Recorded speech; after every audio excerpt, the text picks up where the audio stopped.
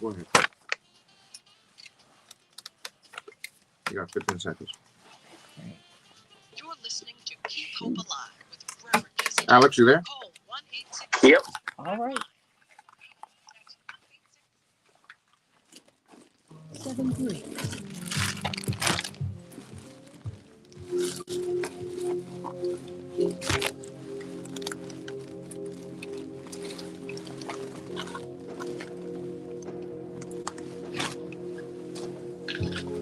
Oh, yeah. I love that. Thank you.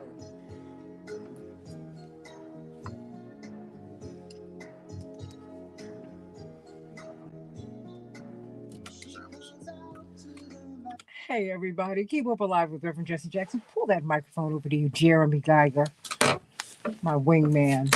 We've been Good together morning. more than a decade, my sweet. How you doing this morning? I am good. Whew, we got It's a lot going Sunday. on. A Sunday. A lot to talk about. A lot to talk about. Did you check out the Congress? I mean, see, Congresswoman. Well, she isn't. She's technically a Congresswoman, but she's in the upper house.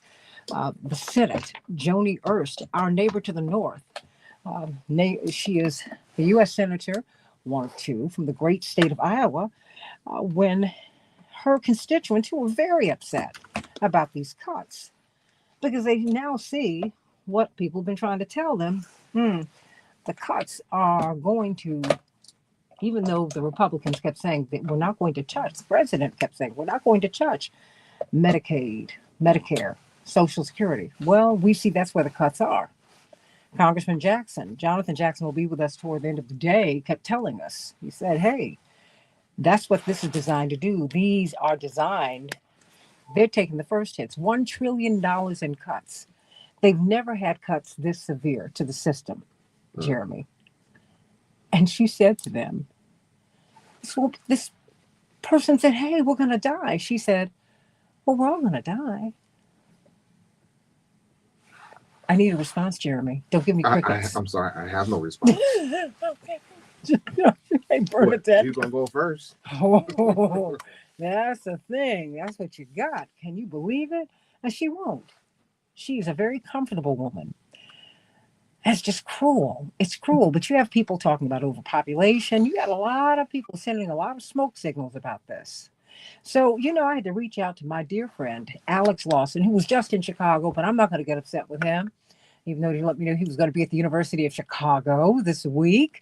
He's the executive director of Social Security Works. It's probably the nation's premier advocacy group for Social Security, Medicare, Medicaid. And I'm so glad to have you with us this morning on Keep Hope Alive with Reverend Jesse Jackson. Alex, how you doing? Alex? Think twice. Think twice. It's another. Gee whiz. No. This is the king of snark right here that I have, Alex, because you got to see his response to Joni Ernst on Blue Sky. You uncovered something very interesting about her apology, Alex, because she, people are very upset. I mean, even Republicans are upset with her. They're like, hey, this is a bad look. And some people are saying, quite frankly, what a horrible thing to say. But where did she make her apology from? It's really amazing. And I'll just do a little lead up. You already did such a great lead up, but you have to get the sequence of it. So she's at a town hall last week, and she is trying to defend the fact that there's $715 billion in Medicaid cuts in the Republican plan, that is the Republican plan, despite the fact that they spent months lying about not cutting Medicaid, despite the fact that the president of the United States continues to lie and say they're not going to cut Medicaid. Now, here's the interesting thing. When you watch the video, so she's trying to defend it. She's admitting that there are Medicaid cuts, right? She's not going to lie to people's face. So there's almost a little bit of bravery in that task, right? And someone says, people are going to die. And she says, nobody and then she stops herself. She was going to say, nobody is going to die. And then she thought about it and was like, actually, people are going to die. Because when you take their health care away, they're definitely going to die. So she stopped herself. She thought about it. And then she said, everybody's going to die. And that as her explanation, you know, like we're contesting that mortality is part of humanity. We're like, Senator, no, we're saying not everybody's going to die because the Republicans are stealing their health care to give tax handouts to their billionaire friends. So it became this enormous story because it's so out of line to just say, yeah, you're going to die because we need to give tax cuts to the rich. So front page story in the Des Moines Register, enormous press coverage of her. You know, you would expect an apology, right? That's what she was supposed to be doing or something. And what she did is she filmed this video in a graveyard where she doubled down on her response. She doubled down to say, yes, everybody's going to die, in a dripping with sarcasm and condescension from a graveyard. You know, picture her saying that to the face of a senior or a person with disability, the most vulnerable people in our society who are the ones who will die. Picture her sending that video to them and their family. And then you'll get the amount of outrage that is correct with how Joni Ernst is playing this. But at the same time, she gave us a gift because she went the other route. Instead of lying about what they're doing, she's just trying to play it off as not a big deal that they're going to steal 14 million people's health care to give tax handouts to billionaires and that thousands of people are going to die. She's saying, well, get over it, America. I'm speechless. Did you know that let me just ask you, this is my technical producer and my engineer, Jeremy Geiger. Did you know that she made her apology from a graveyard?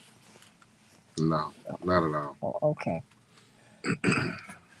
And you know, it's not just facetious. It's not just sarcastic. It's not just snarky. It's evil. Alex Lawson, Social Security Works. This is evil because you have a lot of people in that particular space who are saying that there are too many people in the world. You have a lot of people who it's almost as if they don't think, you know, it's like people don't deserve to live. Because parenthetically, that's what she was saying. Well, you're going to die anyway. And she sat in that town hall meeting and looked people in the eye and said that. And this is the largest cut, it is my understanding, in that space that we've ever seen, Alex. And you've kept on saying these cuts are coming. I mean, if Democrats kept saying, "Hey, no," embedded in these cuts are these, you know, they're trimming the fat, right? Elon Musk, that's what he's doing. And Elon Musk is really a metaphor for it's a whole movement, everybody. It's not just one person, is it, Alex?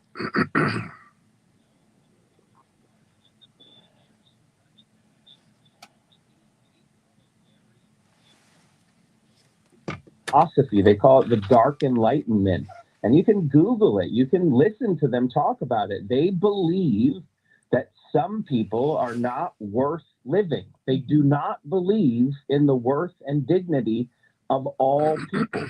And they certainly don't believe that all people deserve and have a right to a voice in their government. That's sort of their driving ethos, is that some people are too stupid or too something, too not like them to be trusted with the power of government, and therefore they need to use technology and force and whatever else to concentrate all of the power in the office of the president, who then puts it into unelected bureaucrats' hands like Elon Musk, who's going to do things that nobody wants, right? That 90% of the American people are saying, don't you touch our Social Security, it's ours.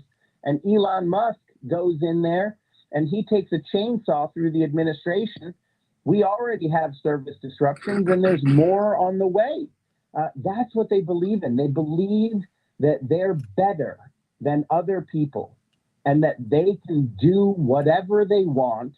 And to ensure that, they tear down the structures that empower the people to live lives of dignity, have the ability and the time to think about and to organize and to build power together against the billionaires controlling every aspect of our lives. So it really is, you're zooming in, and I think it's important to do so, past the day-to-day political back and forth that Joni Ernst is right now the star of, and looking at what's behind this, what deep evil is behind this. And let's really state it with clarity. When you steal 14 million people's health care to give trillions of dollars in tax handouts to billionaires, that is evil. Well, and I'm going to tell you where it comes from. Well, some of it, where Yuval Noah Harari, who is he's considered to be one of the intelligentsia, and really the brains of the World Economic Forum. He wrote in 2017 about the rise of the useless class. The rise of the useless class. He wrote, the most important question in the 21st century, economics may well be, what should we do with all the superfluous people once we have highly intelligent, non-conscious algorithms that can do almost anything better than humans? He's the one who was talking about useless eaters, right? There is a philosophy driving this. And I think that we need to put it out there. Because what are these cuts going to do? I mean, because the cuts are there. I mean, you have a Republican Senate, Republican-controlled Senate. It does look like these cuts are going to go through. Yes? No one knew in Trump 1.0 that we were going to stop Trump care, right? And let's just remember that this is generally always the Republican plan. Steal people's health care to give tax handouts to, a vanishingly small number of people who are richer than at any point in the history of this world, like Elon Musk and his buddies. We're going to fight it. It is possible that we defeat it. I want people to understand that like a misstep like Joni Ernst is the kind of thing that could throw the whole thing off balance, because you do have, and I don't trust him, but you do have Republican senators like Hawley from Missouri who's saying, I'm not supporting these Medicaid cuts because they will close rural hospitals across my state and all the states. And he's correct about that. The magnitude of these cuts, when you dig in, if you know policy, which is what I do, right now, there's a rural hospital collapse. We're in the middle of it. It's a crisis right now before this happens. And you go to the American Hospital Association or look up any hospital association, and what they will have reports and fact sheets, just tons of information. If the $715 billion in Medicaid cuts goes through, basically, rural healthcare, rural hospitals in this country will no longer exist. For vast swaths of this country, you'll have to drive hours to get to a level 1 trauma center. And guess what? If you need a level 1 trauma center, you don't have hours to get there. The first thing that goes, though, is maternity wards, right? So birthing centers, maternity wards, even if the hospital stays open, these which are quote unquote not profitable aspects of them, will close. So that is the consequence. That is why people will die. And that's what passed the House after lying to us for months. And just to really put the fine point on it, you remember Donald Trump went to the Hill. He had a special meeting with all the House Republicans, and he said, you have to vote for this. If you don't vote for this, I'm going to defeat you in your primary. I'm going to send the MAGA base against you, and you're going to lose your job. And then he put out there to the news, oh, and don't touch Medicaid. And the news reported that as if it was honest, as if it was true, right? Like, oh, the president's still against Medicaid cuts. That's bogus.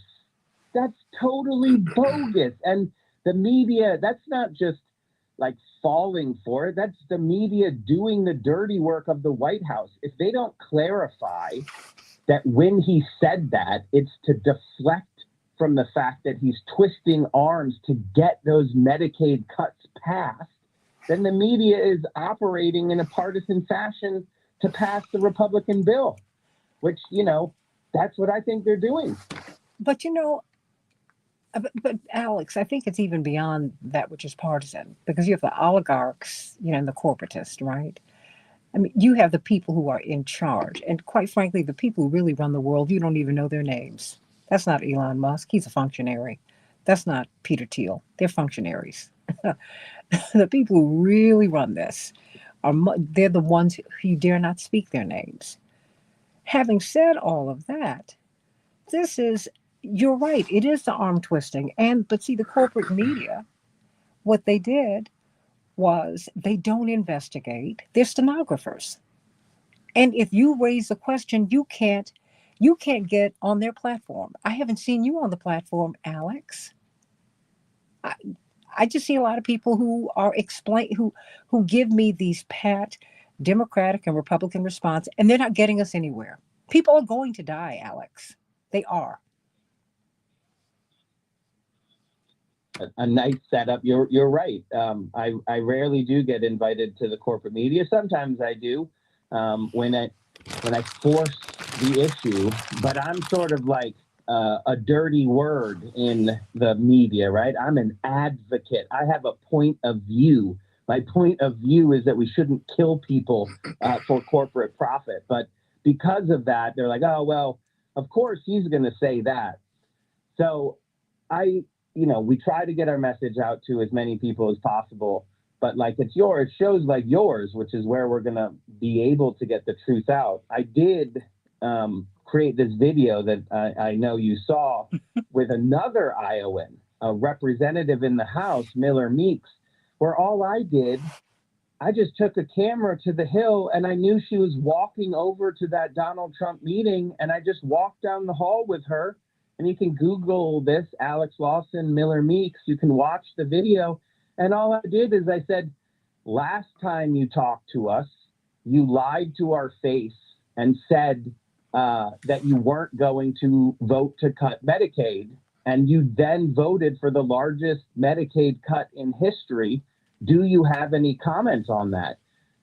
She ran away from me down the hall. I said, do you have any comment on the 4 hospitals in your district that are going to close because of your cut? She's just hammering at the elevator button. And I'm just filming and calmly asking her these questions. You know, do you have any comments on the 67,000 people in your district who are going to lose health care because of your vote? You know, hammering the elevator button more. And then I ended by saying, are you concerned that you only won by 800 votes? She only won by 800 votes, and she's stealing healthcare from 67,000. And you know what? Someone needs to run against her. Someone poor. I don't care where they come from, and I don't care what's in their backgrounds. Nobody is perfect. If you want perfection, start with being perfect yourself. And that's not going to happen. I'm so glad Stacey Abrams ran with debt and all of that. I'm glad. I'm glad that Max Frost ran and had to sleep in his office, Alex, because Washington is so expensive. I mean, just really, this is awful. And they design the system so that if you are not a person of means, you really cannot afford to be there. Washington is, oh, yes, yes, Who are running though yeah. now. And they're going to lose. That's my take. And The- and the Democrats who do not fight back, they need to go too. All of them. This is about the American people. How do you treat people this way? And then you apologize from a graveyard? Are you serious? And the corporate media have not said any of that. They don't say anything. They don't say, wow. They have not called her out. They've not asked her to wait after this firestorm of controversy. You apologize from a graveyard, Senator? Really? Back in just a minute. Your opinion counts. 1-866-59-4-HOPE. Really? Let me step away and drink my little. Ooh. Alex, this is a whole lot, honey. I'm sitting here taking my supplements and things this morning. Just goodness gracious. I know, it's crazy. Oh, it's mean. This is evil.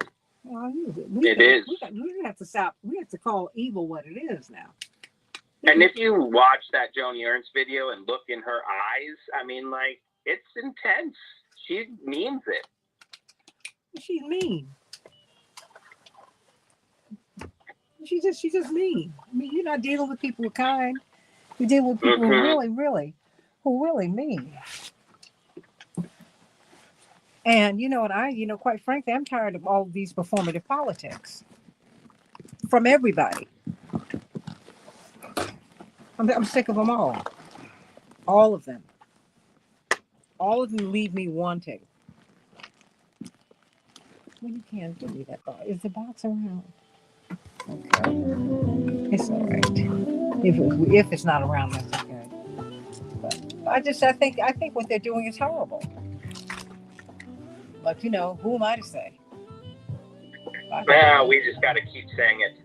Maxwell Frost was on the Capitol steps at 1 a.m. in the last section of the Republican push to pass the bill. Mm-hmm. He stayed out there for like an hour just doing interviews with people, talking to people.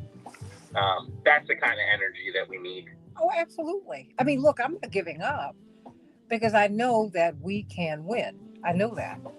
Mm-hmm. So don't get me wrong. I know. No, I don't think you're ever giving up. Oh no. I mean, I was talking to one of my friends last night, and because enough people don't know about this, right? That's the thing. Enough people don't know about this. Thank you, babe. Ooh. Enough people do that. Thank you, babe. Ooh. Okay, we're gonna get this. Hold on. We're doing a little makeshift something here. Hallelujah. Oh yes. Hey. You're listening to Keep Hope Alive with Reverend Jesse Jackson. Call 1-866-59-4-HOPE. See my crazy little bags. 1-866-594-4673.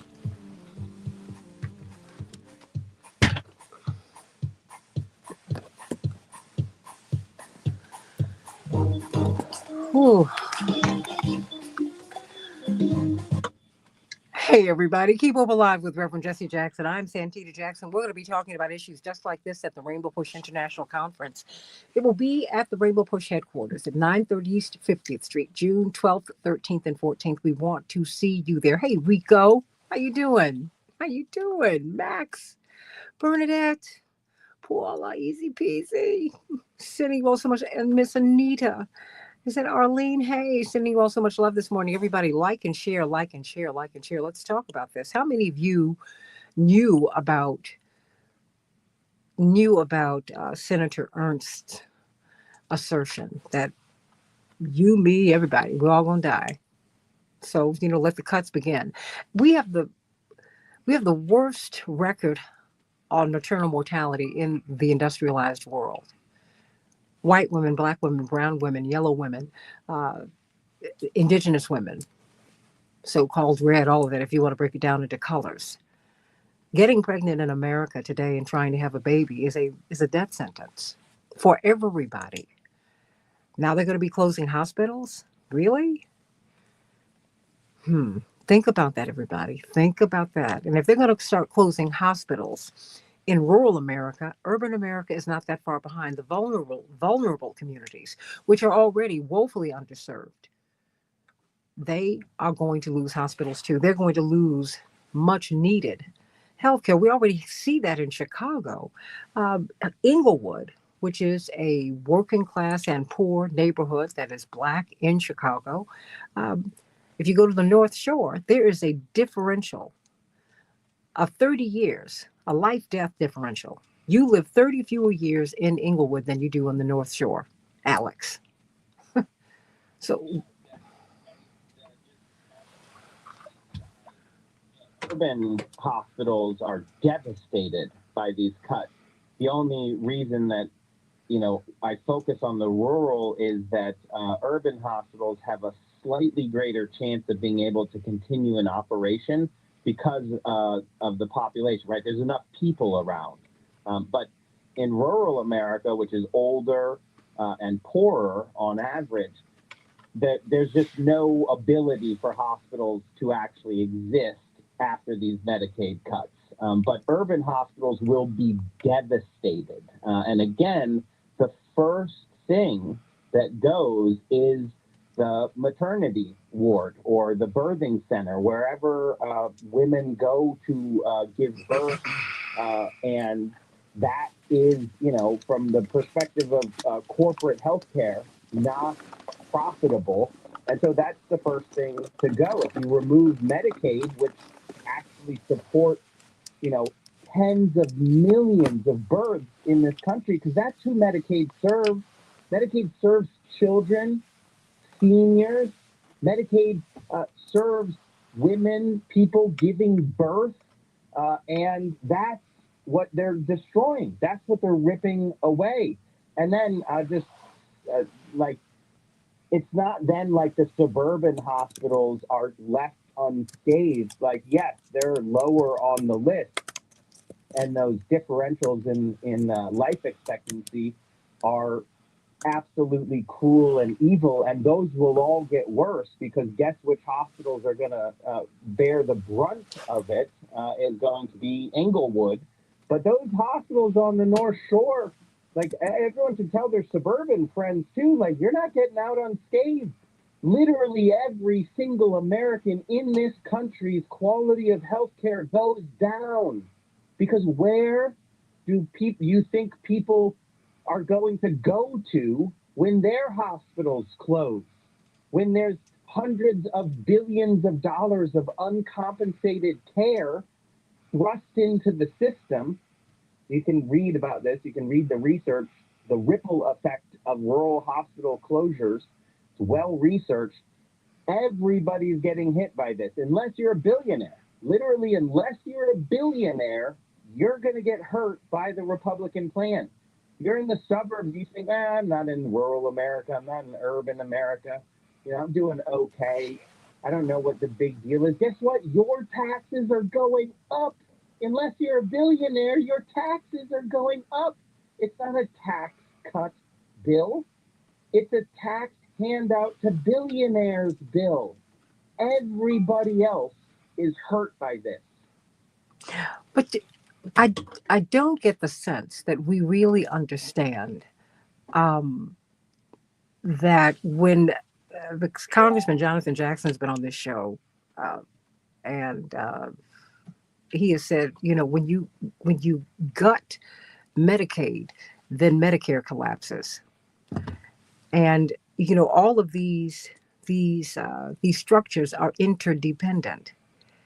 And it seems that whenever we are, we're taking it out on the poor, on the most vulnerable, on the most vulnerable people who we need. And what are we doing, and what can we do to push back? Because I think on the front side, you have to let people know what is happening, Alex. But people are pushing back. People are fighting back. But the first thing we have to do is, at the same time, we have to continue to let people know what is happening, because the corporate media keep pushing the narrative that the president said, as if he's fighting for people. He said no cuts. And so people are saying, well, there will be no cuts. These are the biggest cuts we've ever seen. totally right. We have to just get the word out to people. And, you know, if you're talking Republicans, you can raise up the fact that Senator Josh Hawley is saying it. You know, it's Josh Hawley saying it. For a lot of people, you know, they don't want to listen to an advocate. You know, I've only spent 15 years of my life fighting to protect and expand Social Security, Medicare, Medicaid. But they don't want to listen to me. That's fine. Have them look at the Hospital Association. These are the largest businesses in many districts in the country, the biggest employers in many states in the country, you know, deeply part of the business community, connected with the chambers of commerce. Like, you couldn't accuse them of being advocates or something. Look at what they're saying. They're terrified because the hospitals are going to close. People have to understand the truth. And millions of people do, as you know. There's this massive groundswell of opposition. And so we've been leading a hands-off Medicaid campaign around the country based on our hands-off Social Security campaign, which is ongoing, where we found it was really useful and easy for people to understand if you just made it real for them. So go to your hospital, right? Go to your local hospital, stand in front of your local hospital and do a rally, a protest there. If you live in a state with a Republican senator, you know, invite them to it. And when they don't show up, make that the story. If you live in a district with a Republican like Miller Meeks, who only won by 800 votes, do an event in front of one of those 4 closing hospitals in her district. We've done, I think we've done 7 events in her district at this point. So we're going to continue making noise, getting loud, standing with our allies. And that's the most important thing, is don't get overwhelmed. Don't think that this is inevitable. Nothing is inevitable. The forces of greed and evil that believe some people are worth more than others and that some people are useless. You know, we've heard that fascist line before. We know what the end of that thinking is, and we know that we've defeated it before. Evil does turn on itself, right? Elon Musk was tossed out of the White House on his ear because we made him so unpopular for his attacks on Social Security, for his attacks on USAID, leading to 300,000 deaths, primarily of children. That's his legacy. We stand up, we stand together, we raise our voices together, and who knows? You know, when Trump 1.0, we didn't know until John McCain gave that thumbs down that they didn't have the votes. It passed the House in Trump 1.0. They passed Trump Care, ripping healthcare away. Basically the same thing as today. Then they went and had a beer bash in the White House lawn with President Trump. And, you know, what happened is we defeated it in the Senate. And then in the midterms, we took the House back. And all of those Republicans, like Miller Meeks, and there's 18 Republicans right now who voted for this bill in the House, who won by fewer votes than healthcare they take away. And it's probably higher than 18.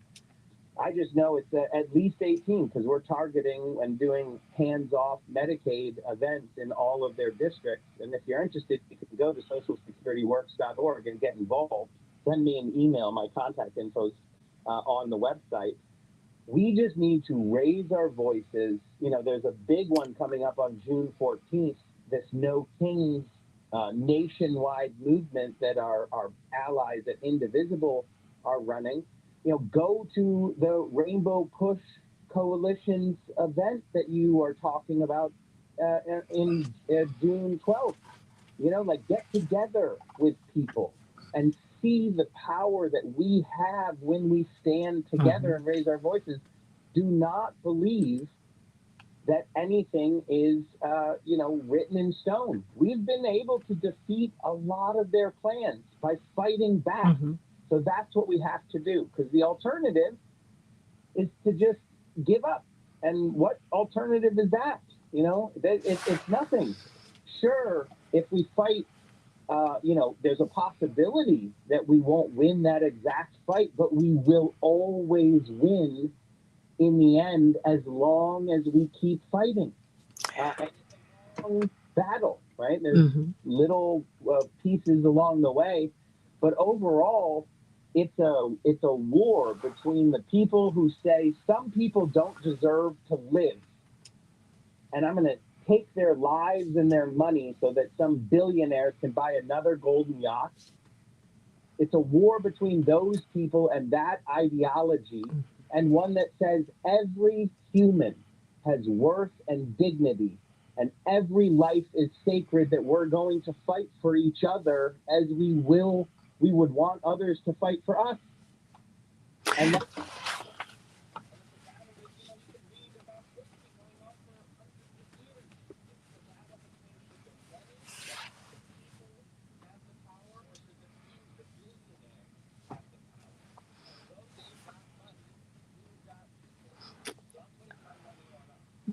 Absolutely. And we have more people. There are more people than they have money. I mean, really, you did see, you're right. We did see with Elon Musk. He became so unpopular, he had to leave. Now his philosophy is still there, and it's not just his philosophy because we personalize things. It's a philosophy. And I want you to call Rico. I heard you. 866-594-HOPE, 866-594-4673. Want to hear from you. Want to know what your thoughts are. I mean, I hope you were being facetious, Arlene, when you said you saw what Senator Ernst said and you thought it was wonderful. You saw that clip. I hope you're like being facetious, but I want you to call us at 866-594-4673, 866-594-4673. Reverend Jackson has often said down through the years, Alex Lawson, executive director of Social Security, works. It works. He said, if you don't fight, if you do fight, you might lose, but if you don't fight, you're guaranteed to lose. You gotta fight back. You gotta push back. You gotta push back. And whenever we do fight, the good news is we do win. We do. We do. But you have to keep fighting this. See, that's the little piece. I mean, after the Constitutional Convention, a woman shouted from the crowd at Benjamin Franklin, "What kind of government have you given us, sir?" He said, "A republic, if you can keep it." Implicit in that response was, you've got to keep fighting. You got to keep fighting. There was always tension in this country, between people who sided with royalty, and we have a new royalty, a new monarchy. They're called the oligarchy, and the people. You've always had that tension. It has not gone anywhere. So what are we going to do about that? I mean, Alex, before we go to break, please, if you could, in a couple of minutes, help us to understand just how far-reaching these cuts are, because we keep looking at the benefits, right? The checks that go out or the monies that go out to people every month, right? But doctors are paid. Hospitals are funded. I mean, these programs are far-reaching, are they not? To note, it's so annoying because with Medicaid, it's not like checks are going out to people, right? The media let the Republicans get away with painting it like Medicaid is a system that people can live on, right? Oh yeah, they're being lazy and buying pizza, playing video games in their mother's basement because of Medicaid. You're like, how does that even make sense? That's not at all what's going on. Medicaid is just having health care if you need it. You can't buy a pizza with the fact that you have health care if you get sick, right? You can't pay the rent with the fact that you have health care if you get injured, right? It's ridiculous. Their entire framing of it is based on a lie.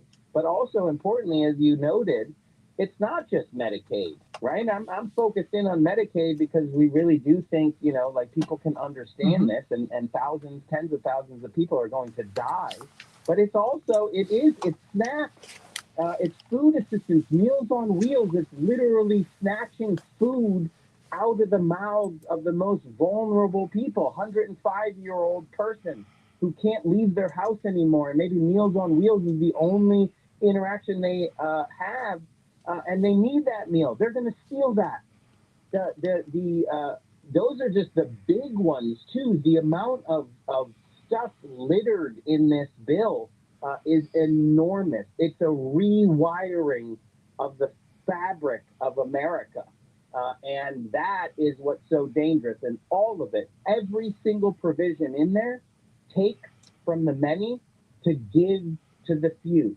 That's what the whole thing is about. Just changing who has the power and the ability to live dignity or live at all in this country. If you're not a billionaire, you're going to get hurt by this bill.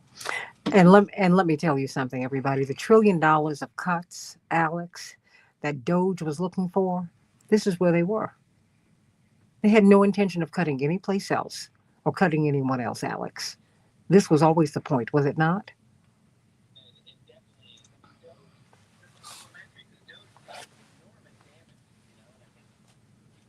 Understand it when every time you get on a plane now, you're just crossing your fingers that the FAA cuts the fact that there's one person working in a tower, and planes are nearly missing at an astronomical level. Like that's going on right now. Well, guess what? Every agency that they did that they cut is like that, right? It's just sometimes they're not airplanes.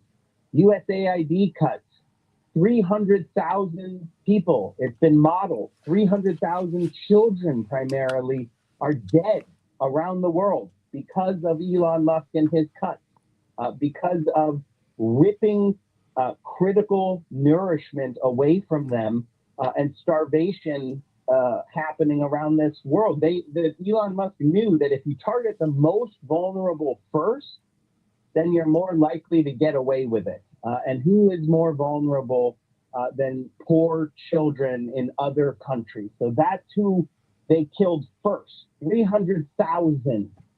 But don't get it wrong. They're not going to stop there. It just keeps coming. If you're not a billionaire, you're on their list of useless people. That's what people have to understand. If you're not a billionaire, if you're not a tech oligarch, they're looking to replace you with an AI robot and then try to figure out what to do with you because you're useless. And you know who used to also use that term, useless people? The Nazis, right? Like you can Google this. Their philosophy is not new. Oh, Wait.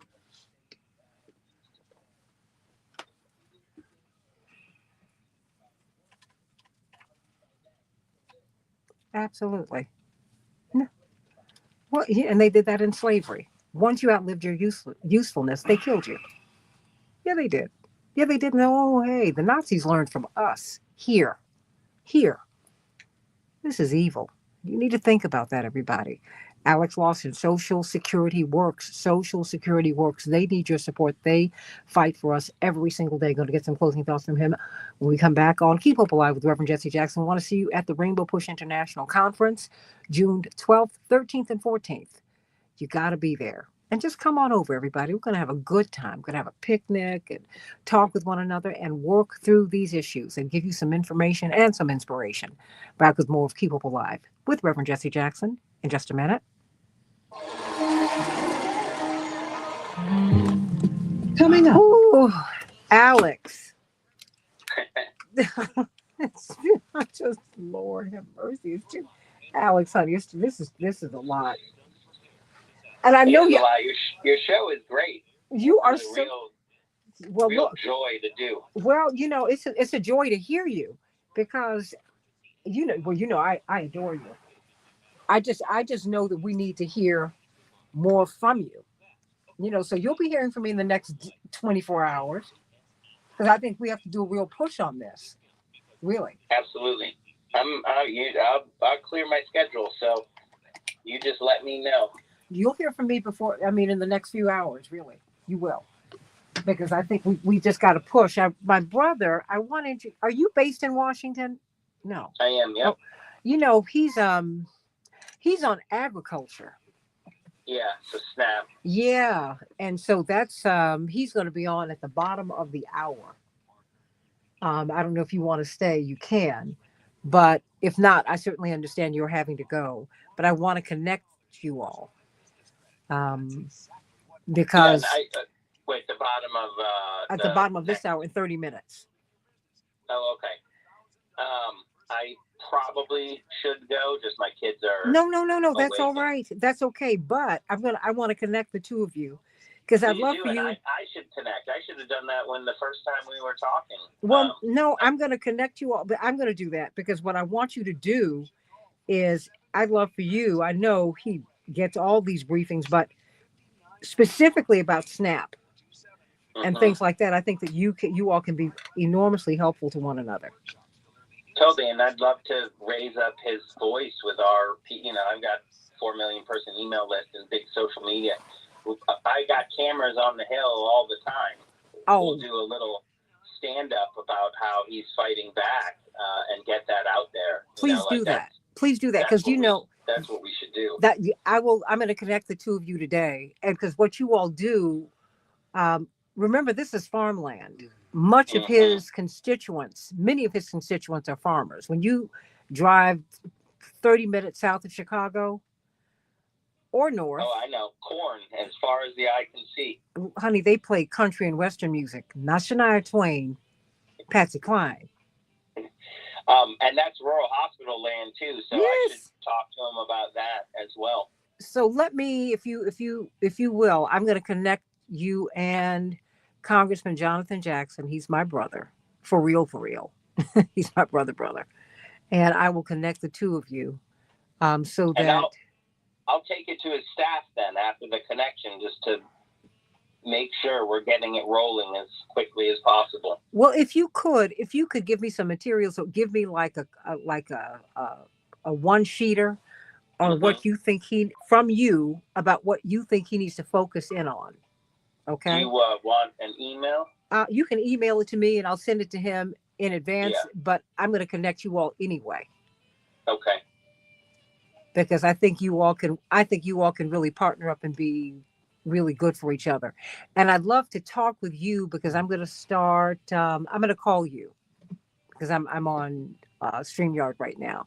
I'm going to call you about a couple of media projects that I'm going to, that I'm starting, and I'd like to work with you on them. Absolutely. And that's right, Robert Williams. I love Patsy Cline. Look, I'm a musician. I love music. I love great music. Hank Williams, all of that. And see, I used to spend summers in the South, Robert, with my grandparents. And my grandfather, Charles Jackson, was a real fan in particular of just of country music. And so I heard them all and loved them. So I'm good. 15 seconds. That's what they play. We're going to have less than a minute, Alex. Okay? Got it. And I'm giving it to you. So let people know how they can get in touch with you and all of that. Really. Stand by. 3, 2, 1, you're live. Alex Lawson, Social Security Works. I got less than a minute. It belongs to you. Thanks for this show because it's so important. I think the most important thing is to remember when we fight, we win. We're going to beat this evil philosophy and we're going to have your voice do that. So you can find us at socialsecurityworks.org, Social Security Works on all of the social media. We're running this hands-off Medicaid campaign. We need your help. We're going to stand in front of your hospital, which is at risk, and we're going to tell the Republicans, we know everyone is going to die. We're not contesting that. We're just saying we're not going to let the Republican budget bill kill us and our neighbors, and hands off Medicaid, hands off Social Security. So socialsecurityworks.org. Get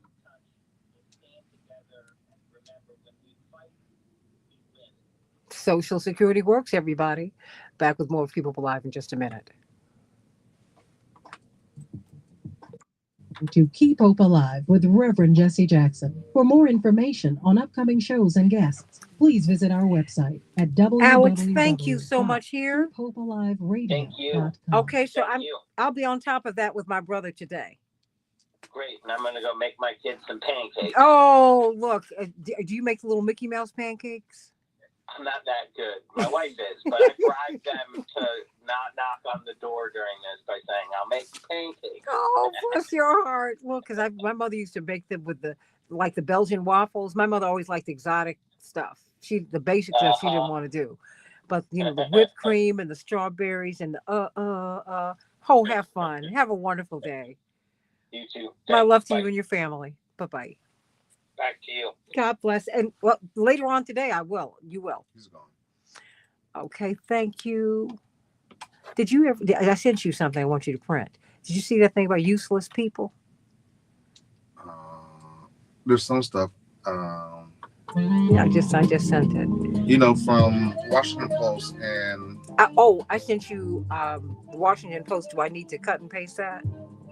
It's a paywall. New York Times. I sent it to you just by email. Good morning. yeah, but and there's welcome something else. to Keep that Hope is a Alive paywall with too. Reverend Jesse Jackson. Let me know what it The is. views and opinions of this Probably program New are Yorker not or necessarily something. the views of this station, but Especially strictly of in- our host and his guests. The New Yorker. To speak with Reverend Jackson live, call toll free 1-866-594-HOPE. That's But I gave you have to get Ron, Morning, John Nichols. This is 4673. Keep Up Alive. And Please now, hold the same The time. Reverend and you have to Jesse get Jackson. Ron and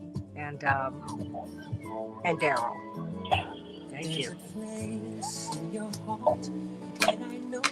Hey, everybody. Keep Up Alive with Reverend Jesse Jackson. I hope that you will be with us at our convention. I'm Santita Jackson. How you doing this morning? We have had a tremendous conversation with Alex Lawson of Social Security Works, perhaps our nation's premier advocacy organization for Social Security and Medicare and Medicaid. $1 trillion, in cuts to those programs. SNAP. This is the largest series of cuts that those programs have ever faced. And when Joni Ernst, the senator from the great state of Iowa, was told, look, these cuts are going to kill us. She said people are going to die. And what's even worse, everybody, is that when she issued her apology after this firestorm of controversy, because it was so cold, callous, and mean-spirited, it was just evil, quite frankly, she made the apology from a graveyard. Yeah, that part. 866-594-HOPE, 866-594-4673. But we have a lot to talk about with John Nichols from The Nation magazine, who's with us just about every week when he's in the country. And we want to talk about Charlie Rangel and so many things that are going on. But Charlie Rangel, my congressman, when I lived in Harlem, we lived in the same building. He kept my keys, God bless him. He and his beautiful wife, Alma, who passed away a year ago. He made his transition this week, and boy, he made a lot of history, and he made a tremendous difference in a lot of people's lives. We were very proud to send him to Congress over and over and over and over again. He represented us so well. And so we're going to talk about him and so many things that are going on. Doge, what's happening with that? They say Elon Musk is gone, but the spirit is still there. We continue to personalize these things, John Nichols. We make this about Trump. This is about more than Trump. This is about more than Elon Musk. This is about a philosophy, everybody. A terrible spirit that is sweeping the land, that is calling some people useless, superfluous. That's what Yuval Noah Harari from the World Economic Forum. He wrote this paper in 2017, in which he talked about people who are useless people. Useless people. What about the algorithms and the AI generated mechanisms that can outsmart people? Are you serious? We program them. What is that? Oh, we got so much to talk with John Nichols about before he goes to church this morning. So we'll be back with more of Keep Hope Alive with Reverend Jesse Jackson. I'm Santita Jackson. Back in just a moment. Really get there if you cared enough, then make a little space to make a place. Your opinion counts. 1-866-59. Oh, I miss him. You know what I thought about Jeremy? 1-866-594. We were preparing to go. 4673. We will be in London for a week at his Wembley Stadium. We're going to attend at least some of the concerts. Oh, then died. Oh, I can't reach nobody. Ron or Daryl. I mean, it's not even ringing. Not ringing? I want to say it's this system. Oh, oh my goodness. John Nichols, how are you? I'm well, Santita. How are you? I am doing well, thank you. Always a joy to be with I'm so you. glad to hear that. That was a great setup for our conversation. Well, there's a lot, you know. I couldn't hear nothing. We lived in the same building, Congressman Rangel. And, Amazing. oh, Amazing. it was, you know, it was really wonderful. Basil Patterson lived down the hall. He and his wife Portia. Amazing. And I just, you know, they kept my keys because we lived in the same building, and I was gone on the road a lot of the time. Sure. And Well, I mean, oh boy, there was a group of Percy Sutton as well. And, we lived in that complex. well, they created a moment in Black politics and ultimately the broader politics in New York. It was really something, you know, in the late 60s, early 70s, they were shaping things. Well, they were the big four. It was Right. Dave Dinkins, it was Basil Patterson, it was Charlie Rangel, and it was Percy Sutton in ascending order.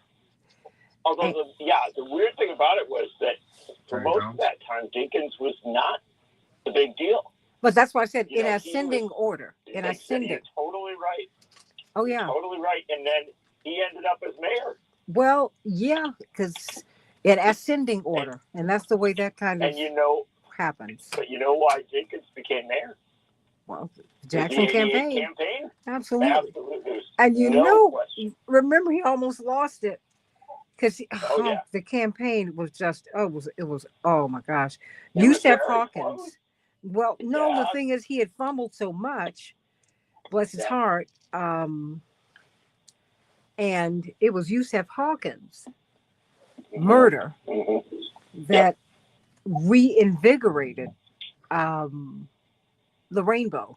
I mean, it really had not gone anywhere because Percy Sutton stations, WBLS was the number one station. Oh, yeah, of course. Well, but it was the number one station in the number one market in the country. And so, and then you had WLIB on the talk side. Absolutely. So he was, you know, boy, and now it's just New York just doesn't feel the same without them. Who do we have? We have State Representative Reynolds. Oh, we have Texas State Representative Ron Reynolds with us as well. Hello, man. Good morning. And we have John Nichols from The Nation. How you doing, Representative Reynolds? I'm doing great. I only have one more day of the legislative session, so I'm happy. I'm always happy to be on with you and John Nichols. I am too. I'm ready. Well, in Texas, when you're getting I'm getting tired of that. I'm getting tired of them messing me up. when you're getting done with the Texas legislative session, that's a good thing. Yeah, I know. I'm so happy. It's been awful. Horrible. Yeah. Has it really been awful? Yeah, it really has. They're voting from Trump being in the White House, and they feel a sense of entitlement, and they are beating themselves on the chest that they have a mandate to do MAGA policy. Oh yeah, that's true. Yeah. You know what? And they voted to put the Ten Commandments on the wall and everything. That is correct. That is correct. At the same time that they broke almost all of them. Stand by. Well, you know, I don't know if they would just obey them. That's right. If they, I'd be all right with it. They don't obey them. Stand by. That's right. Hey. Yeah, hold on for it.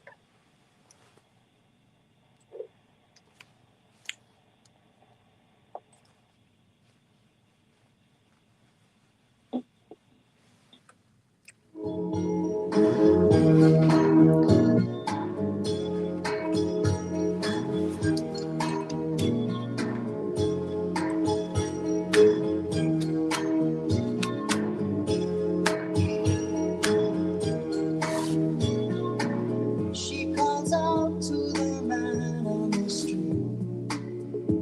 So can you help me? The great Phil Collins, Another Day in Paradise. Really an ode to homelessness. Thank you so much, Phil Collins.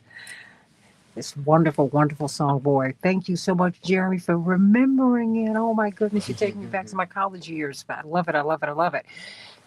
866-594-HOPE, 866-594-4673. You're listening to Keep Hope Alive with Reverend Jesse Jackson. Please like and share this show. Like and share this show. I'll see you this afternoon. Actually, I'm going to have a conversation at 11 o'clock Central Standard Time, 12 noon Eastern Standard Time on the Santita Jackson Show YouTube channel with one of my college roommates, indeed one of my dearest friends, whose grandfather co-authored the Voting Rights Act and the Civil Rights Act and fair housing. She's become the historian of that family, the Mitchell family, Lisa Mitchell Sinar. And I can't wait to talk with her about that and just where we're going from here. She's continued her family's fantastic, incredible work. And of course, she is Perrin Mitchell's great niece, the dean of the Black Caucus. She is the daughter of State Senator Clarence Mitchell. Oh yeah, they've done it all. Her grandmother was the first Black woman to take and pass the bar in the state of Maryland. It's a pretty special family, the Mitchells out of Baltimore. And we're going to be talking about Social Security and so many other things on the Santita Jackson Show. But right now, let's talk about Congressman Charles Rangel from Harlem. Let's talk about the Doge cuts. We've got, Texas State Representative, the head of the Black Legislative Caucus, Ron Reynolds. I cannot wait for you to get out of session. Not that I don't want you to do your work, but we've been missing you on the Santita Jackson Show and on this one. But we have got John Nichols, who we are chasing into church. For those of us who are not in church this morning just yet, Representative Reynolds, let me go to you, John Nichols, because you wanted to put at the top of your list the legacy of the great Charlie Rangel. Charlie Rangel, Congressman Rangel, my congressman, my neighbor in Harlem. Boy, oh boy, what a fine man. And this is the interesting thing. He lived a very long life. To be in his mid-90s, and he was active. He was at one of Al Sharpton's things barely a year ago, in exactly that voice.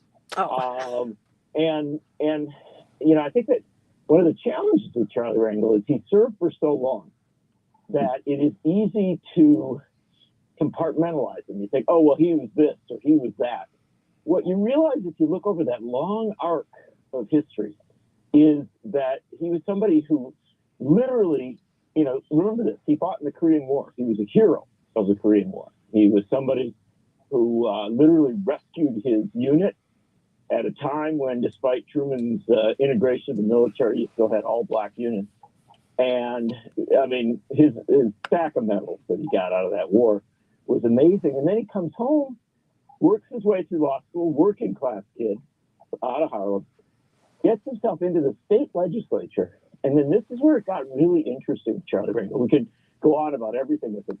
But at the earliest stages in his career, when he was a rising star, in 1969, New York had a political upheaval.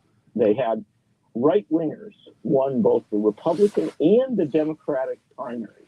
These were people that George Wallace and the Southern segregationists hailed. They thought their segregationist movement was moving north, quite frankly. And Charlie Rangel had a challenge because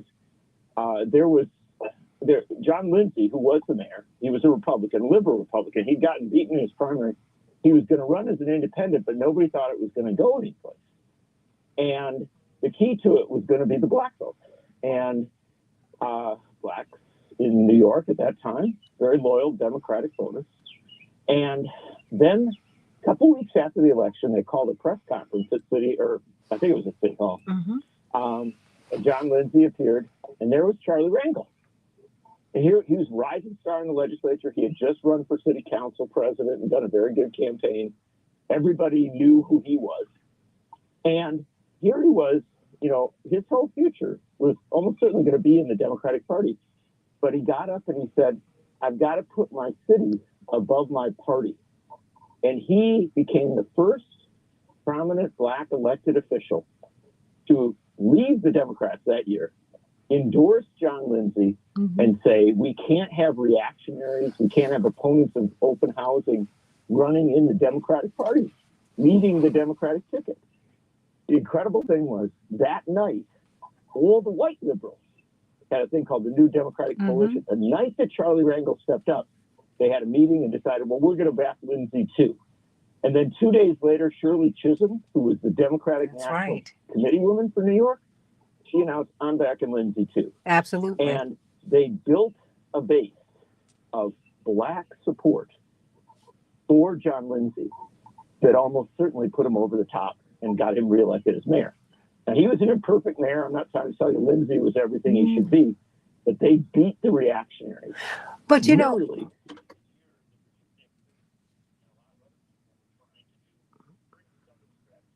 But you know what?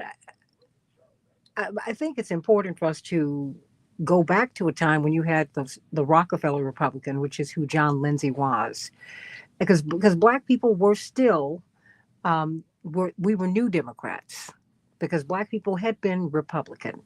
I can think of my mother's parents who were more Republican in their leanings, which is not unusual at all. It was a party of Lincoln. So, and John Lindsay was someone, I remember him as a child, because my parents knew him and worked with him. And he was someone you could work with. Nelson Rockefeller. Yeah, but I'm just saying, but he respected Black people and he respected Black power. There's this, I'll give you this very quickly. It was a very, very interesting story. He went to Percy Sutton and Charlie Rangel because out of the big four, Basil Patterson, well, in ascending order, Dave Dinkins, Basil Patterson, who became the Secretary of State, whose son became governor of New York, and Charlie Rangel, and then Percy Sutton, who was the real power in New York, the Black power in New York, the Black power broker, and the most powerful Black man in the state and in the city. And he had become the mayor of the borough, the head of the president of the borough. Well, he went to Percy Sutton and said, you know what, I've got this one Black guy who I want to put in my cabinet, who was someone who was completely objectionable to them and the Black community. He said, well, you know what? If you select him, he'll be your N-word and not mine. John Lindsay let him go immediately. Yes, because Percy Sutton was that guy. He was that guy.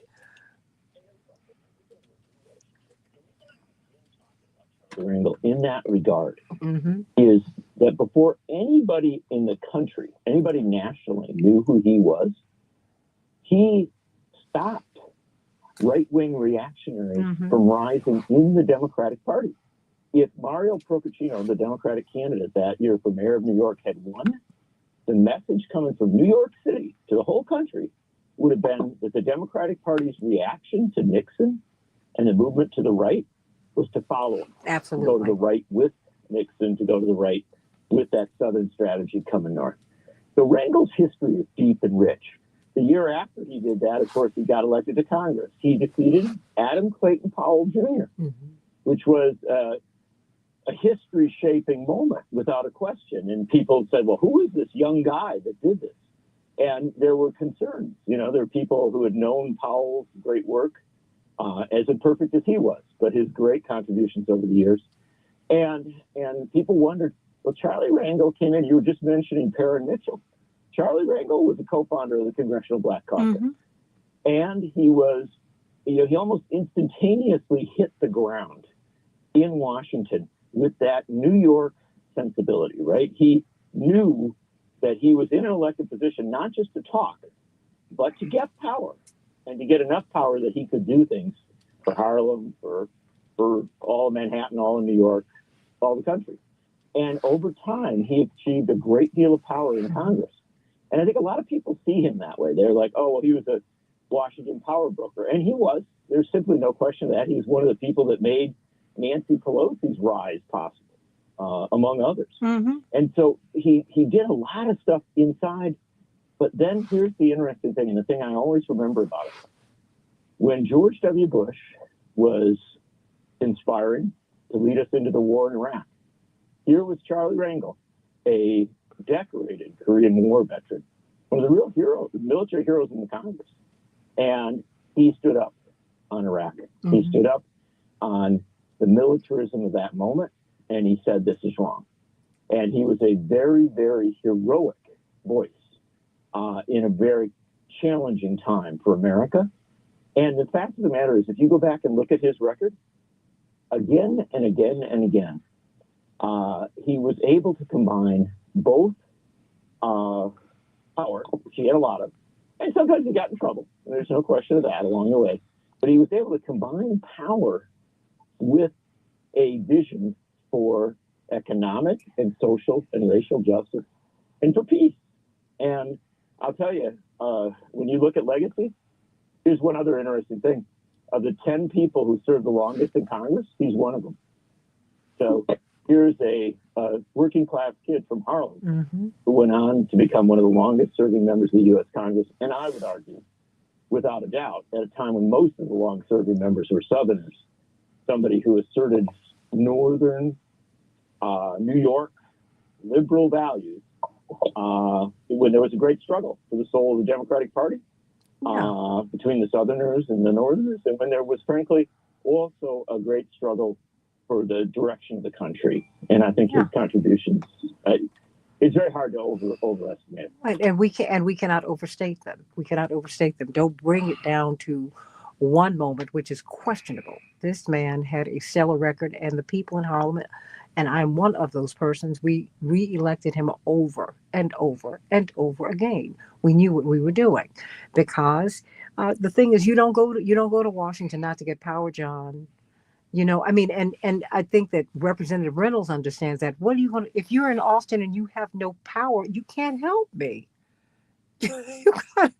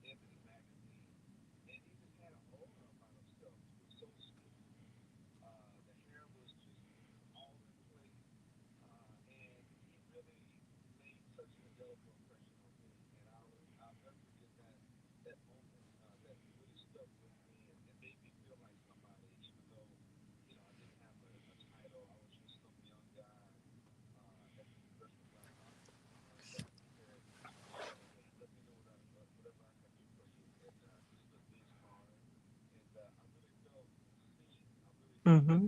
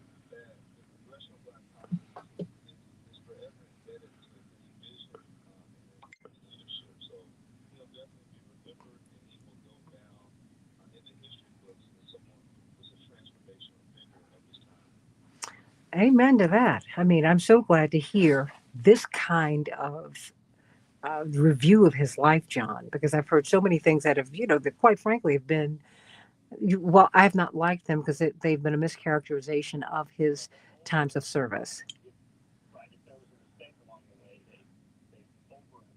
Well, no. Let me tell you, John, what bothers me, wait a minute, let me say this. There are so many people who are protected in Congress, John. There are people who are protected. He was the one they threw him under the bus because Ways and Means, he was a ranking member. And when the Democrats were in the majority, he was the chair. That's the most powerful the most powerful committee in Congress. So no, they were trying to get him out. That's it. This is the thing to remember.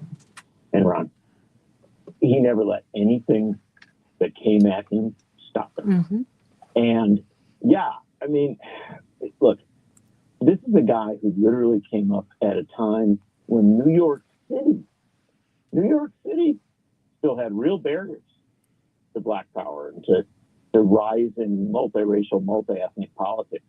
And he went into the thick of it with a political savvy and a political wisdom that was nurtured so young. And I hear Ron talking, and I think, this is this same concept of young people who come along and see how to do it. They recognize their own.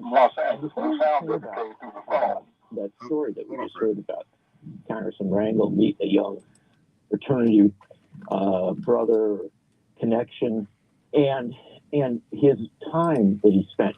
Well, there's a reason for that. Charlie Rangel was that young guy once upon a time. He was that young state legislator who was in a pretty much overwhelmingly white state legislature with a Republican governor, a better Republican than today, but also with a lot of people who wanted to compartmentalize it. They wanted to say, well, this young guy, he's gonna follow this narrow track, and we'll let him do a few things, and stuff like this.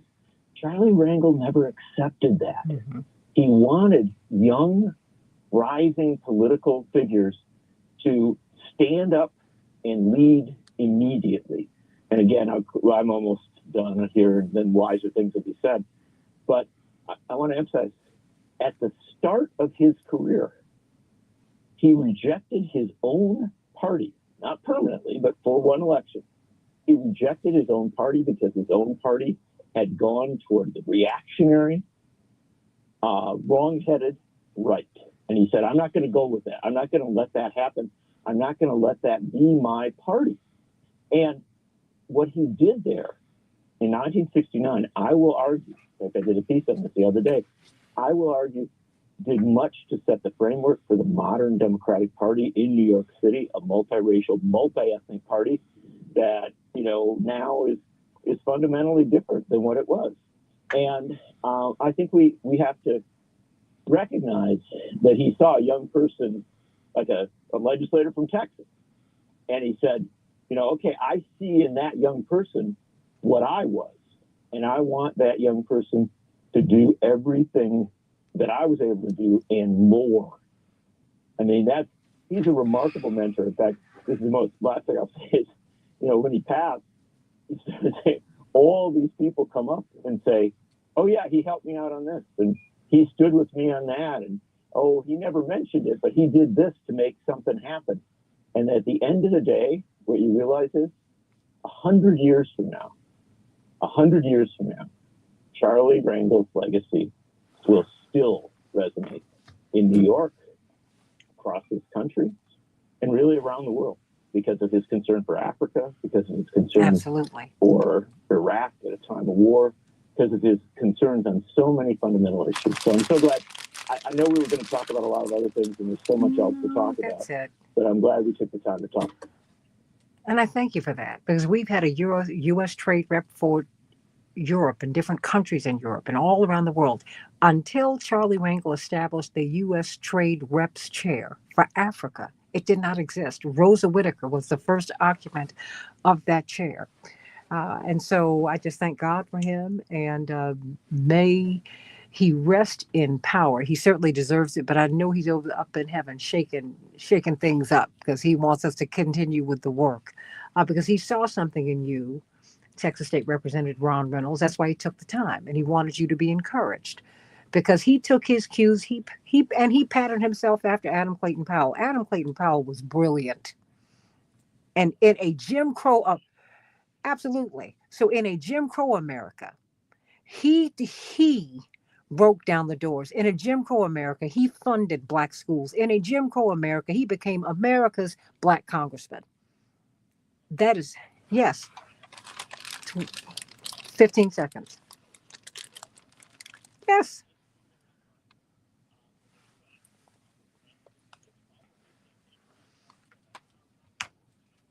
That's right. And he should have.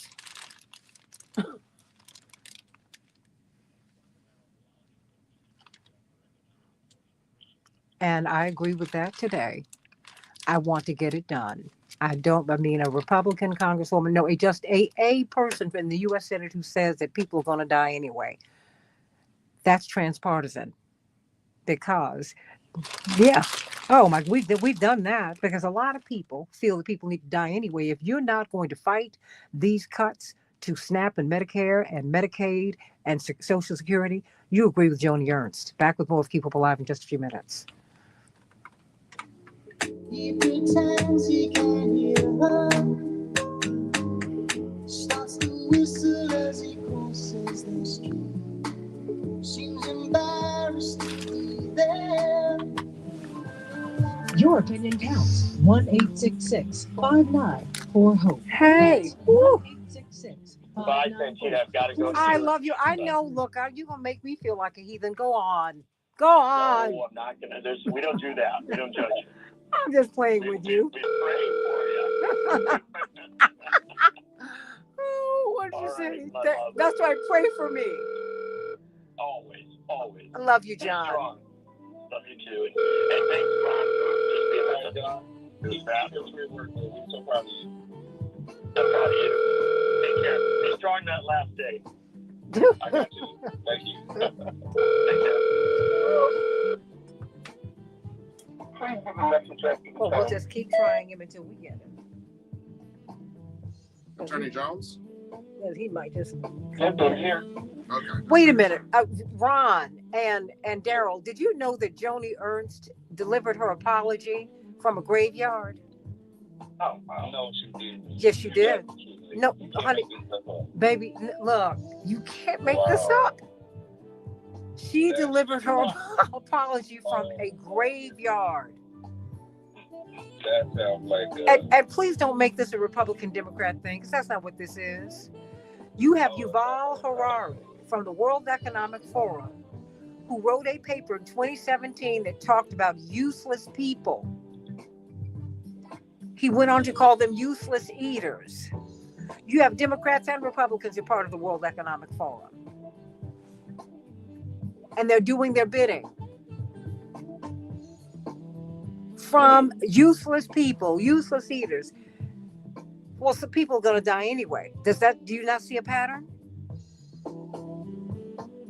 You have people who talk about overpopulation. Do you not see a pattern? Come on. What is this? You better wake up. Sounds like a movie. It sounds like a movie. It's a dystopian vision. But guess what? This is real. Right. So please download Yuval Harari's thing that I sent you. You're listening to Keep Hope Alive Oh, wait, with when did you Reverend switch? Jesse Jackson. Like an hour Call ago. 1-866-594-HOPE. No, That's when I was sitting in here. 1-866-594-4673. Come on. Hey, everybody. Keep Hope Alive with Reverend Jesse Jackson. I hope to see you at the Rainbow Push International Conference. It's 2 weeks from now, June 12th, 13th, and 14th, 930 East 50th Street at the Rainbow Push International Conference at our headquarters here in Chicago at 50th and Drexel. Come on, everybody. We need to come out of the virtual space. We've got to be with one another, talk with one another, touch and agree, as they say. You know the old expression, stop by the church sometimes. Something might be said that'll help you along your way. Well, yeah, that's what we're doing. We're in a fight, everybody, for our own survival. You have a U.S. senator who looked at her constituents and said, when they pleaded with her about these cuts that President Trump said were not going to happen, but he knew full well that they were. It's $1 billion in cuts. SNAP, Medicare, Medicaid, Social Security have never had these kind of draconian cuts in their history. It's designed to gut them. The Medicaid and Medicare work requirements already exist. They already exist. They're trying to flush people off the system, flush them out. They're going to close hospitals in rural America first and in urban America next and every place else. That's what's happening. So when she was confronted with this information and someone pleaded with her, they said, people will die. She said, people gonna die anyway. There was a firestorm of controversy that erupted from that because it was so mean. It was evil. Evil. When she made her apology, as she was walking, if you noticed, you saw headstones behind her. You can't make this up, Jeremy. She was walking in a graveyard making the apology. 866-594-HOPE, 866-594-4673. Of course, we've got to do something about the debt. But I didn't create the debt. The people don't create the debt. All these military contractors, they create the debt. The military, the Pentagon has flunked its audit 7 consecutive times. Go there. We don't touch them. But we really financially and spiritually molest the people. Yeah, I'm putting it that way because that's really what it is. Whew. We have got Texas State Representative Ron Reynolds, head of the Black Legislative Caucus there. We've also got the chair of the Transformative Justice Coalition, Daryl Jones. I just cannot get off of Joni Ernst, Texas State Representative Ron Reynolds, before I come to you. I mean, from a graveyard, Jeremy just looked at me. He had no words. Jeremy, come on, get on the mic. Just give me. People can't see you right now. What? When you heard that? I still have no words. Just from a graveyard. We all gonna die sometime. And you apologize from a graveyard? Are you serious? Wrong.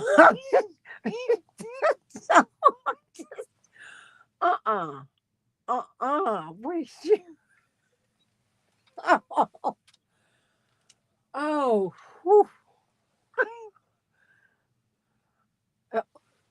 No, yeah, because I'm not gonna put this on In Living Color because they're too humane for that. No, we're not going out like that. Oh, yeah, they're rolling like that, but In Living Color and Dave Chappelle wouldn't roll like that. Well, I would love to hear what Dave Chappelle would have to say about that, and I would love to see what In Living Color would say about that now. Where are you? What? But I mean, Representative Reynolds, these cuts are going to take out hospitals. People don't realize that when you're funding Social Security and Medicare and Medicaid and SNAP, you're also funding hospitals. You are paying the salaries of doctors. It's not just the benefits that people get in terms of their health care. The people who deliver the health care, the nurses, they're paid through these programs. Representative Reynolds. Have a negative net impact that's going to trickle down, as you stated, not just to the recipients of those benefits that are going to lose the ability to get preventative care, and ultimately cost people's lives early, not from natural causes, as her callous comment would lead you to believe, but because they're not able to get the care to get the mammograms and MRIs and CAT scans that they can't afford out of pocket to get the preventative care to early detection of things like diabetes and cancer. But it's also going to reverberate to the physicians in the hospitals, especially in those rural areas. We've seen closures, and they're not going to be able to sustain and stay open likely. And so this is all to give billionaires and these billion-dollar corporations more tax cuts that they don't necessarily need, because they're basically doing that on the backs of the working poor and the middle class. And I think it's awful. I think it's inhumane, and I don't understand how that they can look their constituents in the face. But people will feel the pain. Poor white folks are going to feel the pain. It's not just black and brown people. There are a lot of Anglos that are going to be like, well, wait a minute, this isn't what we voted for. We thought y'all were just going to do that DEI stuff and go after those immigrants. But no, they're going to hit them where it hurts. And so this is an awful policy that they can't justify I don't think she had a way to combat, and that was the first thing she thought of, that we're all going to die. Here's someone who is worth millions of dollars. She's not going to feel the impact. She's still going to have, members of Congress have the best health care that you can get. And I'm not begrudging that, but that should be something that all of us should have. It should be a basic human right. And with these cuts, people are definitely going to lose health care, and all because we want to give these billionaires more tax cuts. Tell me where you can make that make sense. You can't. You can't make that make sense. SNAP benefits are going to be cut. That is just awful. And I'm really hoping that people will wake up in the midterms and say, you know what? I'm not going to be hoodwinked and bamboozled anymore. I'm going to vote my values, and I'm going to do something. I'm not going to sit this one out. I'm going to go and vote and turn their pain into purpose by voting in record numbers. That's what I'm hoping, Santita, because this stuff is awful. This big, beautiful bill is an ugly nightmare for many people who are going to be really hurt by it. But you know, I'm also hoping that this will inspire other people to run. You know, because let's be clear. The quiet part is being said out loud.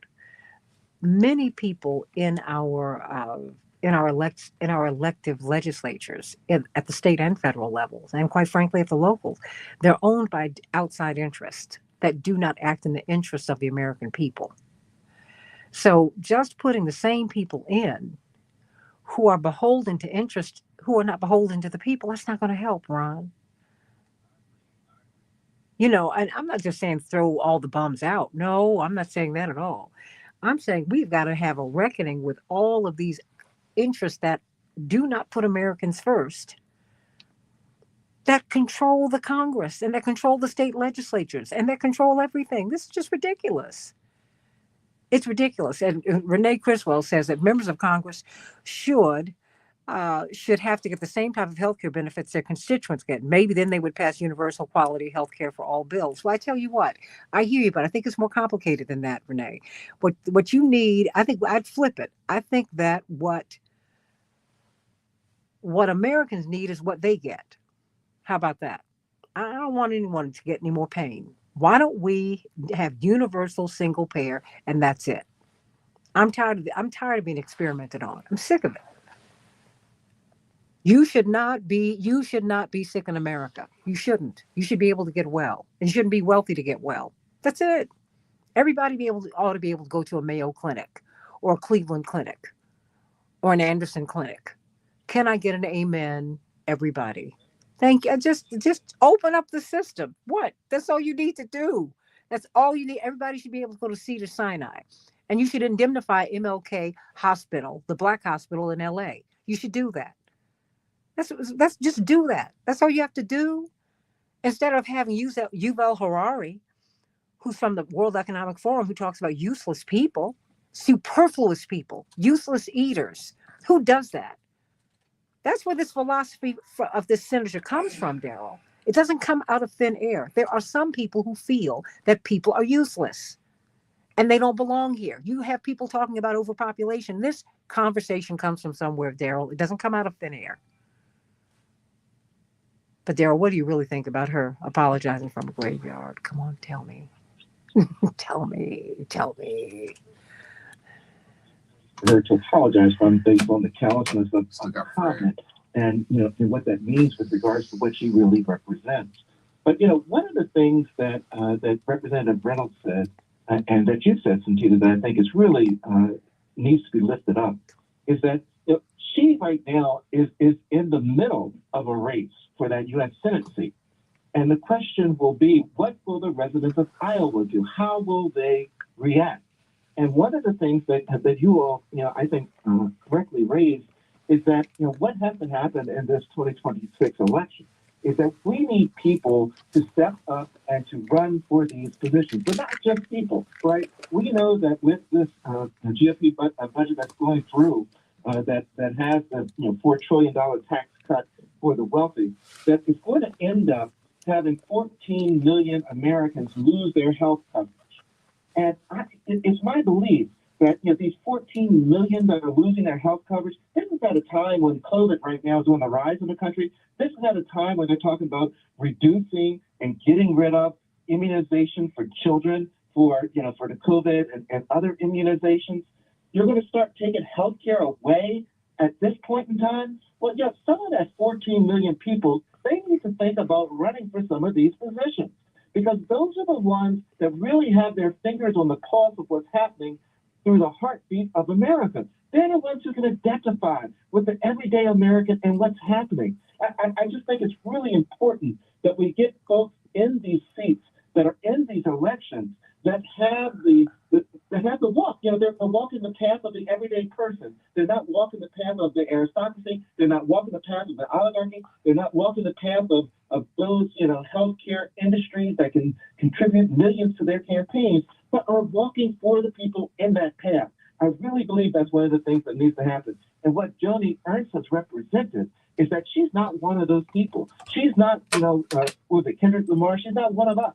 Right? She really isn't. She's separating herself. Not only is it true, factually, that we're all going to die one day, the question isn't whether or not we're going to die one day. The question is one of quality of life and the quality of health, and what each of us individually have the opportunity to take advantage of and be exposed to with regard to the quality of our health.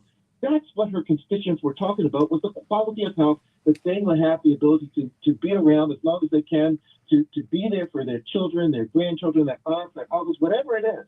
That's what the issue is, and that's what she's missing when she says, well, you're all going to die at some point anyway, whatever. Sayonara, I'll see you at the graveyard. That's why I'm giving these remarks with the gravestones, headstones in the background. That's what I see with this Joni Ernst. And you're going to see Republicans now try to spin it, to try to say that the Democrats are blowing this out of proportion and they're trying to make political fodder out of her. No, this is what she did. This is what she said. This is what she meant. And this is what should be occurring this year.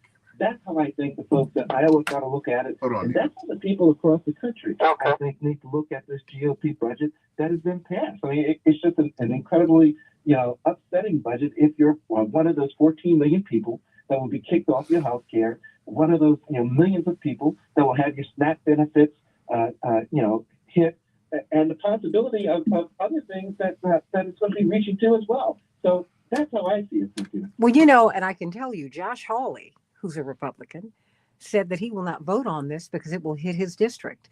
And what's happening with him is that his people are telling him, you had better not do that, or otherwise we will not vote for you. See, because at the end of the day, Republican or Democrat, you represent Republicans and Democrats. So it is incumbent upon you to press all elected officials to get what you need from them. Don't be so partisan in your politics that you abandon people who are supposed to represent you anyway. Don't let them off the hook. Don't do that. Don't do that, please. Because they have something that you need. And they have something that you need them to do. Okay, they won the race, not a problem.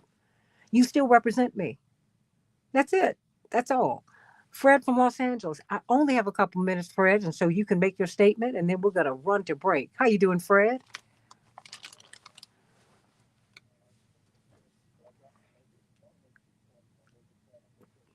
Your brother Jonathan pointed out 41% of all babies born are born on Medicaid, and then he went on to refer to the infant mortality rate, of course, in the lower economic. No, everywhere. Everywhere. Yeah, everywhere. That 41% is acceptable. Next year will be 42. Eventually, be up to 59%. That is not acceptable. What's not? 41%. But it's not. Well, no, but hold on. But it's not welfare. It's not. And some people, even people in America today, Fred, to be fair, they work a job that pays. People don't make enough money to rent in the city in which they work. I mean, those are the facts. And people working multiple jobs. And as you get older, you go on Medicaid anyway. Because when you got Medicare anyway, if you make a certain income over and above a certain income, Fred, if you got Medicaid, Medicare is going to collapse. That's the thing. That's the way the system has been built. But we shouldn't. We should. I'm agreeing with you. I believe we should have a floor beneath which no human being should fall. And the fact is, people are on Medicaid for various and sundry reasons. They're about to eliminate a program that would help people, parents who are going to college.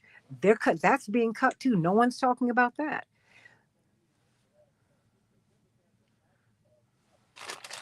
Mm-hmm. You're right. But come on, get to it, baby.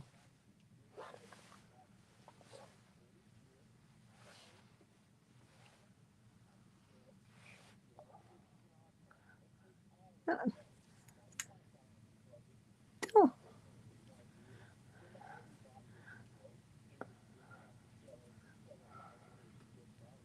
Mm-hmm.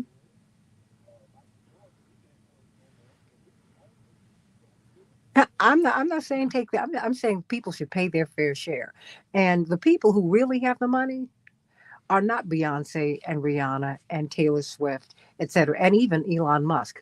The most powerful people are people whose names you don't even call. They're the ones who are the baller shot callers. So the thing is, I've never seen God make a mouth they couldn't feed. My pastor, Reverend Clay Evans, used to say that all the time. At the end of the day, everybody deserves to eat. At the end of the day, everybody deserves to have a decent place to live. Everybody deserves an education. Everybody deserves. In the UAE, when they struck oil, the head of the UAE, the king, decided to spread the wealth like Gaddafi did. Made sure that there was a floor beneath which no human being should fall. That's not communist. That's not socialist. That's just humanist. That's just doing things the right way. Some people are going to be wealthier. Some people are going to have more money than you. But nobody should be starving in the world. Nobody.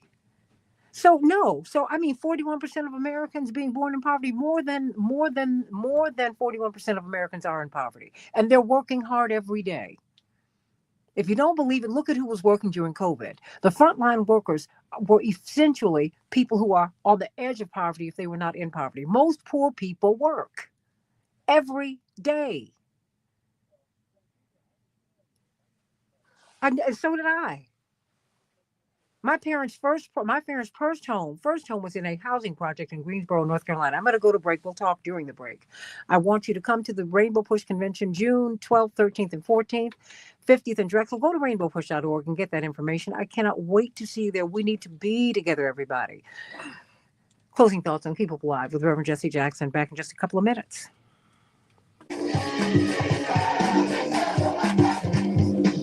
Coming up. Okay, Fred, I'm sorry, honey. I've got to type out so I can get some closing thoughts. But very quickly, what's on your mind, honey? It's coming across as But let me tell you this. When you come on, because I love to have you on, what you've got to do, don't editorialize. We know you, people know you.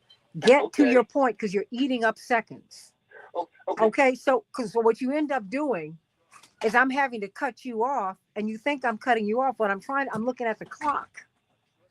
So all this, I'm taking notes, I'm doing it. You've eaten up 5, 10, 15, 20, 30 seconds of your time. Don't do that, okay? Okay. Santita, it's coming across that wealthy people they earn their money. Not all of them. No. Stop. Let me stop you right there. Elon Musk has made his money. Number one, his father made his money raping the mines in South Africa. Elon Musk is a military contractor. That is how he has made his money. That is why he did not, with Doge, he didn't go after the Pentagon first, who have flunked 7 consecutive audits. Nobody else has flunked audits. Not 7 of them, not consecutively. But when Trump went over to the Middle East, the first beneficiary was Boeing, who cannot even keep a plane up in the sky. Wait. Did you hear what I said? I can't keep a plane No. I said the first beneficiary, the people who got the biggest contracts were Boeing, who cannot keep a plane up in the sky. I got you. No, I said that was the second part of what I said. Okay. First part I said was and then General Electric got the second biggest share of contracts. Okay. That's what that's what that was about. Okay. Okay. I don't agree, but No. It's not even agreement. No, sweetheart. We can debate our opinions all day long. I'm talking about facts, and I got receipts. All you have to do is look up the stories. There was no. I'm talking about corporations. I'm talking about who's benefiting here. The people are benefiting. What we do is we make war. We don't make peace, and we are suffering for it. People, that's what we do, and that's what we made. They're all over the place. In the Middle East, we're all in the middle of that. Ukraine, we're all in the middle of that. No. That's because we made it. It was a British mandate, and we were the muscle for the British because they don't have a military that can fight their wars for them. Okay, Santita, thank you much. Okay, gotcha, sweetie. If you want to come for me, come on with it. Got to have the information. That's all I'm trying to say, y'all. I love the way you handle him. I love him, and I love the fact that he listens. But if you're gonna come, and then I'm not saying come for me. If you're gonna come with the receipts. Come with the facts. Don't just come here deciding that you are going to mess all over the poor and lift up the wealthy. And you're not one of them, Fred. That's the amazing thing. People like you make an argument for, and you give cover to all the rich people, and you ain't one of them. Yeah, it's a club. What did George Carlin say? It's a club, and you ain't in it. You ain't in it. People are going to die, and I hope it's not going to be someone you know or love or you. Fred is not there. Oh no, I know. If he's listening here, I hope it's not you. But this woman is evil. She is mean. And there are a lot of people who are with her. You're walking through a graveyard and you tell people, I'm sorry for telling you you're going to die. Are you serious? Wow. Oh, no. Wait a minute, y'all. What? Who does that? She did that. And that's why I brought up to you with the World Economic Forum's leading, brilliant, the brain of the World Economic Forum. He's considered to be the leading thought leader. Yuval Harari, who said that there were superfluous people, useless eaters. Come on. 10 seconds. You all going to have about 30 seconds apiece, okay? 5, 4. Stand by. 3, 2, 1. You're live. Ooh, June 12th through the 14th, Rainbow Push Convention. Go to rainbowpush.org. We hope to see you at 50th and Drexel. We'll have a good time when we get together here in Chicago. Attorney Gerald Jones, of course, you are on WOL every Tuesday at 12 noon Eastern Standard Time. Hope that people will meet you and Barbara Arnwine there. Your closing thoughts.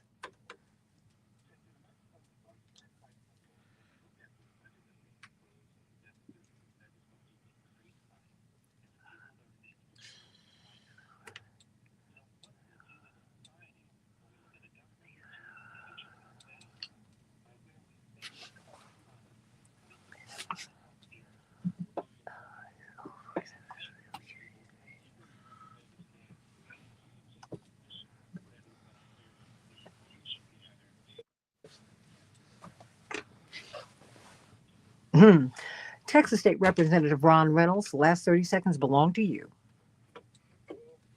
I enjoyed the show. I want to, again, thank the life of Charlie Rangel, our frat brother, for a life of service to his country and then a public service. So may he rest in heaven. And also, just to piggyback on what Daryl said, I hope that people will look at what their Congress members are doing and hold them accountable. Elections matter. Elections have consequences.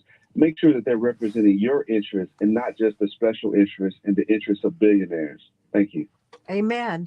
And make sure they're representing your interests, not just billionaires, corporations, all of that. People need to work for you, whether you voted for them or not. That's immaterial. They work for you. That's material. That's real. On behalf of Jeremy Geiger and I, and of course, Reverend Jesse Jackson, I want you to keep hope alive, everybody. See you June 12th through the 14th at the Rainbow Push Convention. God bless you. Keep hope alive. listening to Keep Hope Alive with Reverend Jesse Jackson. For more information on upcoming shows and guests, please visit our website at www.keephopealiveradio.com. All right, you want to say Daryl bye to me? and Daryl's the only one. oh, okay, Daryl, how you doing, sweetie? Doing good, doing good. How are you, Santita? Oh, I'm hanging in there. I am. In fact, I'm running home. I've got to go interview Lisa. Okay, fantastic. Please tell her I said hello. I will do that. I'm going to interview her so we can talk about her Uncle Parent's legacy and just. Don't forget to talk about that memorial that we just dedicated. Well, that's part of the reason. That's part of it. But we're also talking about her.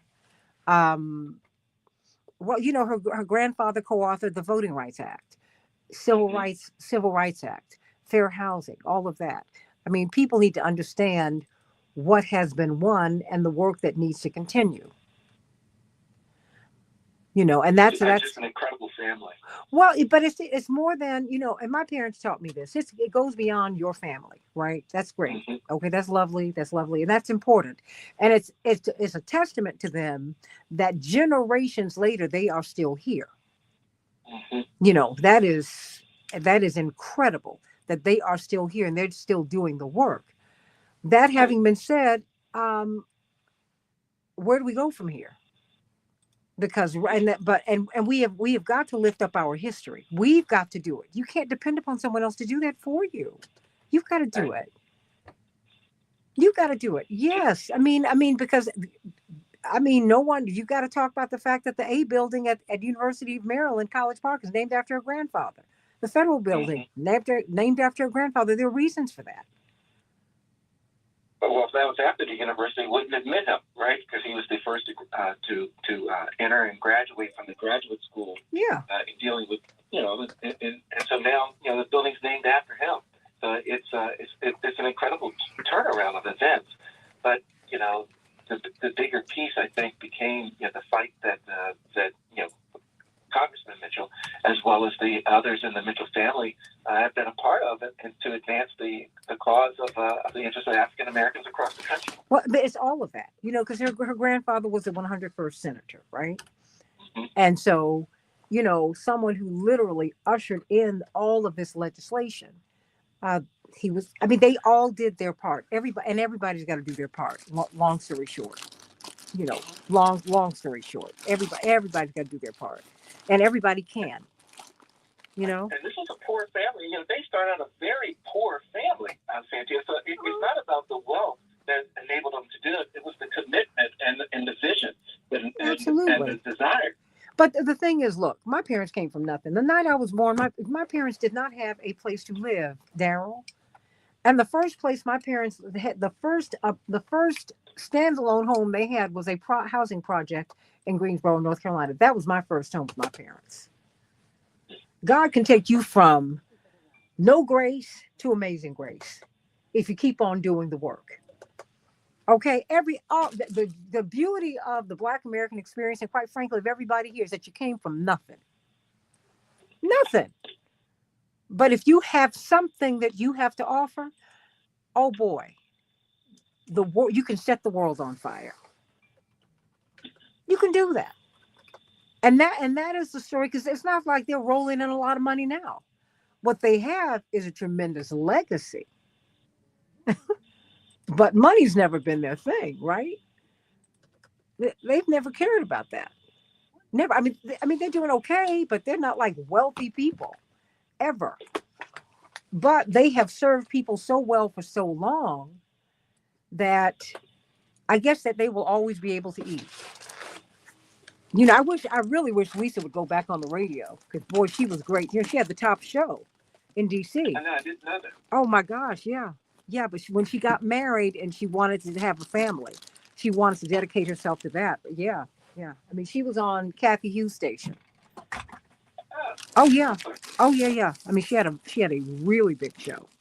Ask Mark Thompson about her, because Mark is one of their cousins. I didn't know that. Absolutely.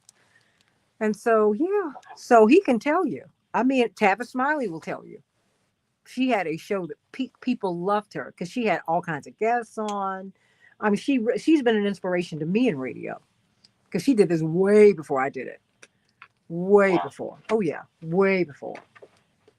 Way before. And she did. She was fabulous on the radio. Fabulous, but there's a lot to it, so I don't blame her for. But and then now she's an empty nester. I mean, well, she's almost an empty nester. She's got her children out, and thank you. So she's oh yeah. I mean, they're an incredible family, and I'm so glad that I was able to get to know them. When I was in college, that was a beautiful part. And we started rooming together. I'm not gonna give it away to all of y'all. You'll have to tune in at 11 o'clock Central Standard Time and 12 o'clock Eastern Standard Time. We'll